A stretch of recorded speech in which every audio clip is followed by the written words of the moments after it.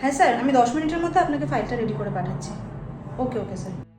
আচ্ছা শোনো না, হ্যাঁ বলো। যদি তোমার পসিবল হয় আমাকে একটু 3,000 টাকা ধার দিতে পারবে?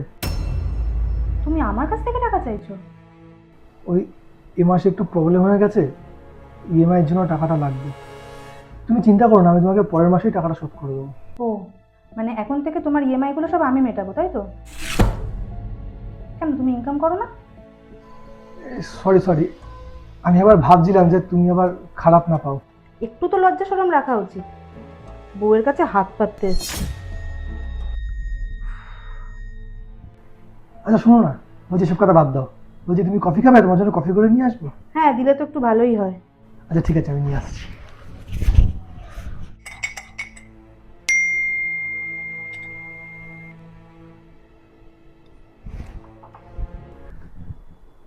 তুমি আমাকে 6,000 টাকা পাঠিয়েছো কেন? বিয়ের পর থেকে আমি তোমার কাছে যা চেয়েছি নিজের অধিকারে চেয়েছি। আজকে আমার এই ড্রেসটা লাগবে, আজকে আমার ফোনে রিচার্জ করে দিতে হবে, কালকে এটা লাগবে সেটা লাগবে, সব কিছু নিজের অধিকারে চেয়েছি। আর আজকে যখন তোমার দরকার পড়লো, তুমি আমাকে 1 সেকেন্ডে পর করে দিলে।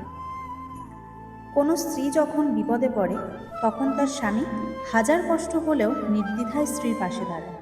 কোনো সময় যদি আমাদের স্বামীরা বিপদে পড়ে তখন আমাদের স্ত্রীদেরও কি কর্তব্য না আমাদের স্বামীদের পাশে দাঁড়ানো, সেটা আর্থিকভাবে হোক বা মানসিকভাবে?